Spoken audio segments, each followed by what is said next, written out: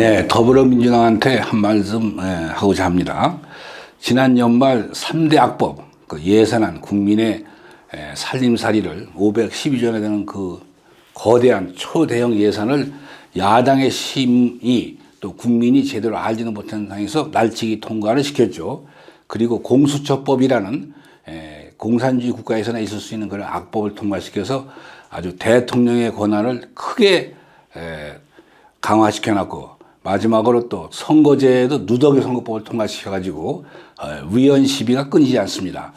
그런데 이 더불어민주당이 잊어서는 안 될 것은 바로 이 진시황 때 이사라는 정승, 그러니까 그 당시는 승상이 영의정 승상, 중국 사람들이 승상이라고, 요즘 국무총리라고 할까, 진시황 때 승상을 지낸 이사의 교훈을 사람들이 많이 얘기합니다. 이사는 진시황을 모시면서 환관 조고와 더불어 갖은 많은 악법을 만들어냈습니다. 그러다가 결국 막판에는 진시황이 죽은 후에 자기가 만든 악법에 이사 자신이 걸려 들어가지고 결국 이사 자신이 이사가 만든 악법에 의해서 처형돼 가지고 그 허리가 두동강에 나는 그런 끔찍한 일을 당한 거 많은데, 그래서 사람들이 그것을 이사의 교훈이다 그러는데, 더불어민주당이 착각해서 안 되는 것은 뭐냐면은 많은 악법을 지금 만들어 나가고 있는데 정권이 계속 자기들 손아귀에 있으면 그 악법을 가지고 자기들이 칼자루로 휘두를 수 있겠죠. 그런 과정에서 정권이 영원하면은 자기들에게는 뭐 국민은 어쨌든 우선 더불어민주당 당사자들, 그것이 뭐 문재인 대통령이 됐든 당대표가 됐든 또 누가 됐든 간에, 그러나 정권이라는 것은 항시 유한한 것입니다.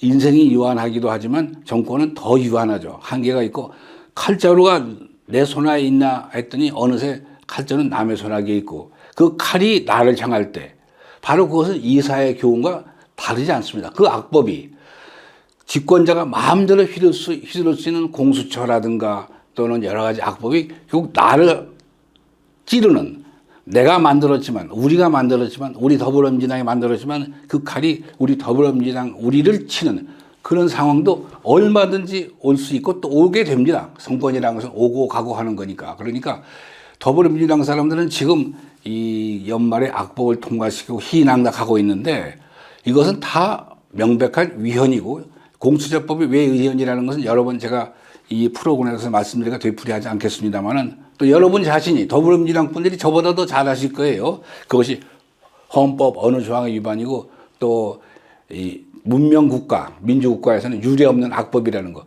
그런 법은 더불어민주당은 이제 더 이상 정권이 우리한테 영원히 치라는 착각을 하지 말고 빨리 그거는 뜯어 고쳐야 됩니다. 그것은 바로 더불어민주당 여러분을 위해서 뜯어 고쳐야 됩니다. 그 법이 여러분을 베고 여러분을 혼내주고 여러분에게 고통을 주는 법이 될 수 있다는 바로 그런 엄연한 역사적 교훈을 잊지 마시고 빨리 그 착각에서 벗어나시기 바라기 바랍니다. 또 두 번째, 옛부터 말이 있습니다. 이식, 위천. 중국 고사에서 나오는 얘기죠. 그러니까 이식, 그것은 먹는 것으로서, 위천, 하늘을 삼는다.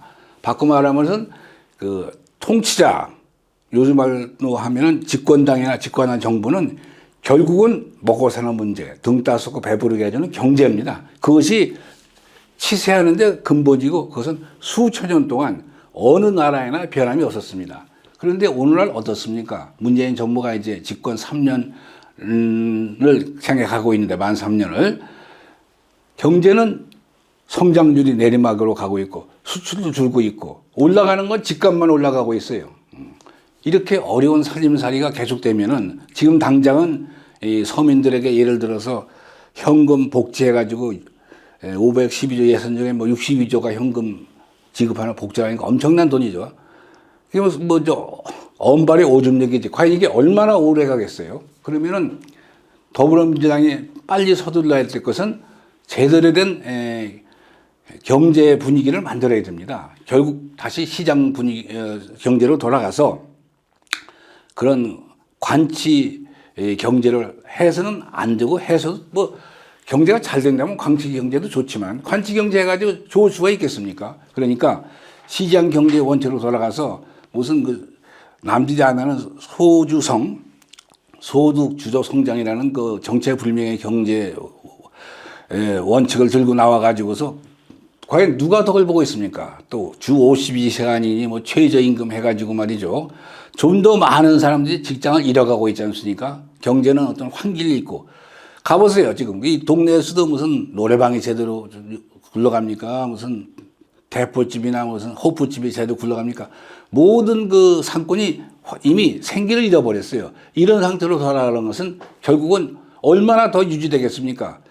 총선이 끝나면 바로 2년 후에 대선인데 그때까지 아마 더불어민주당 사람은 착각을 해가지고 그 총선 끝나고 2년 동안 더 현금 복지적 정책을 해가지고 뭐 국고를 차용을 해서 계속 돈을 뿌려대면서 대선만 이기고 보자. 그거 얼마나 가겠습니까? 그러니까 더불어민주당에 착각하지 말 것은 결국은 이 경제를 서민경제 특히 바로잡지 않고는 정권은 안정적인 기조로 갈 수가 없다. 그것은 우리 전체가 같이 무너지니까요. 그러니까 더불어민주당이 잘못된다는 것은 바꿔 말하면 집권당이니까 우리 나라 전체가 무너진다는 건데 그런 잘못된 생각을 빨리 벗어나라 하는 부탁을 드리고 싶고요. 마지막으로 미국이라는 나라입니다. 지금 더불어민주당은 자꾸 미국에서 벗어나서 중국 쪽으로 접근해 가는 듯한 느낌을 많은 사람이 주고 있습니다. 또 김정은에게 뭐 가진 욕을 모욕을 다 당하면서 무슨 삶은 돼지 다가리니 뭐니 들어가면서도 뭐 평화 경제니 해가지고 문재인 대통령이 계속 외신으로부터 대변인 소리, 김정은의 대변인 소리나 듣고 있고 이런 식으로 친중, 친러, 친북 이렇게 가고 있는데 미국이라는 나라는 어떤 나라입니까? 지금도 우리 한반도 특히 남한에 28,000명이라는 지상군을 주둔하고 있고 이 땅에서 미군이 37개월 동안 진행된 6.25 전쟁에서 36,000명의 귀중한 생명을 잃었습니다. 그리고 끊임없이 우리와 우호관계를 유지하면서 지금 70년 세월이 흘렀는데 과연 미국이 자기들이 그렇게 뒷받침했던 대한민국 정부가 미국에서 벗어나가지고 중국, 러시아, 북한과 가까워지는 것을 어디까지 방임하겠는가. 미국 나라의 태도 변화에 주목을 해야 됩니다.